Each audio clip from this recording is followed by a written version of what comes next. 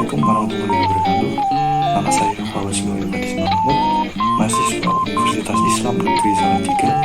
Dan pada kesempatan kali ini, saya akan menunjukkan kepada kawan-kawan bagaimanakah cara melakukan praktikum gen ganda atau yang bisa disebut dengan praktikum sidik jari.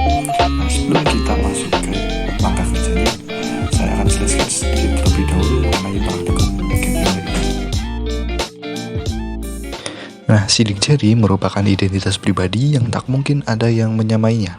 Sidik jari merupakan struktur genetika berbentuk rangka yang sangat detail pada diri manusia dan tidak dapat diubah oleh siapapun.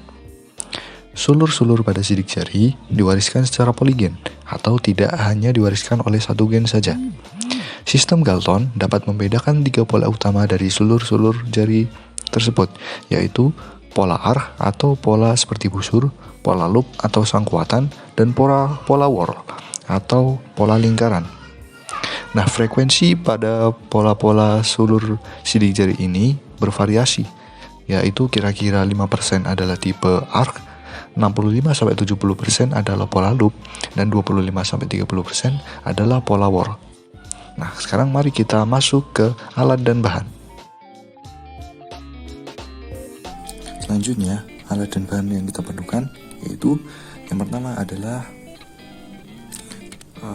tempat stempel tinta, kemudian ada kertas HVS yang sudah diberikan tabel seperti yang ada dalam petunjuk praktikum yang seperti ini.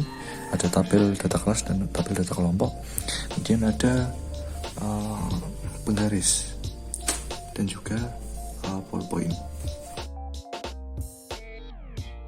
Langkah pertama yang harus kita lakukan adalah membersihkan tangan kita dengan air atau alkohol.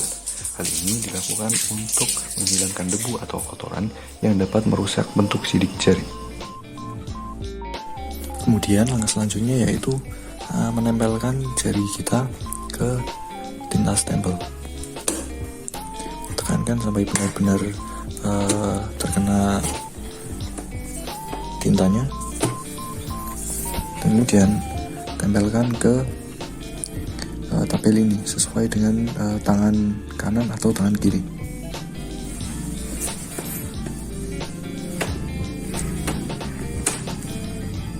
Nah, pastikan gambarnya jelas. Nah, ini bisa kita lihat jenis dari sidik jarinya yaitu jenis whorl atau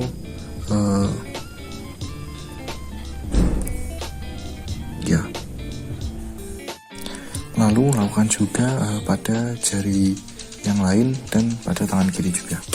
Lakukan sampai semua terisi. Nah, bisa kita lihat juga ini jari telunjuknya memiliki jenis sidik jari whorl. Nah, kemudian yang harus kita lakukan selanjutnya adalah mengisi tipe pola dari sidik jari kita. Nah, bisa kita lihat sidik jari ini tipenya adalah tipe whorl, maka kita isi tipenya adalah whorl.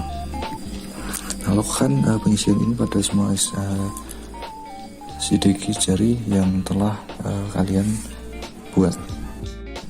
Kemudian dari data kelas yang kalian miliki, dari kelompok 1 tulislah mana yang memiliki sidik jari berbentuk arc, loop atau whorl, dan lakukan pada kelompok-kelompok yang lain juga.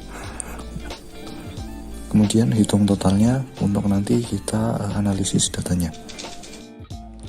Nah, berikut ini adalah contoh dari tabel tipe sulur 10 jari tangan atau data kelasnya, yaitu whorl dengan total jumlah 92 sidik jari, kemudian loop ada 100 sidik jari, dan arc yaitu 38 sidik jari.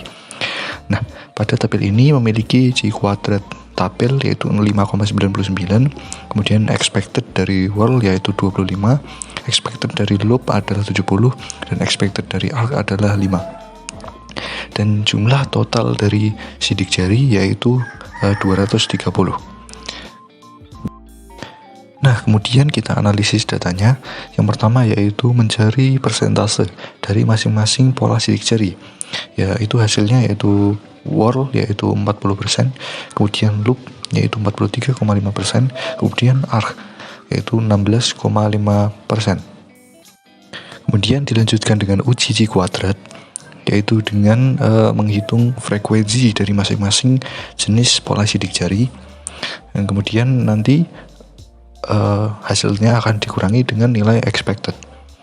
Bisa dilihat sendiri hasil dari UJJ kuadrat, yaitu yang pertama UJJ kuadrat dari tipe whirl yaitu 9, kemudian UJJ kuadrat dari tipe loop yaitu 10,03, kemudian UJJ kuadrat dari tipe arc adalah 26,45.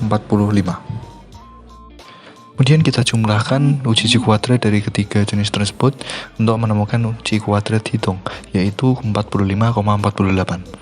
Nah, karena J kuadrat hitung nilainya lebih besar daripada J kuadrat double, maka percobaan tidak sesuai dengan teori atau hipotesis tidak diterima. Kesimpulan yang dapat diambil dari praktikum ini yaitu sidik jari merupakan sifat multifaktor atau tidak disebabkan oleh satu faktor gen saja. Secara umumnya, sidik jari dibagi menjadi 3, yaitu pola whirl, loop, dan arc. Berdasarkan UJJ kuadrat, di mana X kuadrat hitungnya lebih besar dari X kuadrat tabel, sehingga hasil percobaan tidak sesuai dengan teori. Hal ini mungkin disebabkan oleh kurang banyaknya objek praktikum. Kemudian, persentase dari tipe sidik jari tidak sesuai dengan dasar teori, yaitu yang seharusnya secara urut yaitu whirl, loop, dan arc adalah 25%, 70%, dan 5%. Namun hasilnya yaitu whirl yaitu 40%, loop 43%, dan arc yaitu 16,5%. Demikian video dari saya. Terima kasih. Wassalamualaikum warahmatullahi wabarakatuh.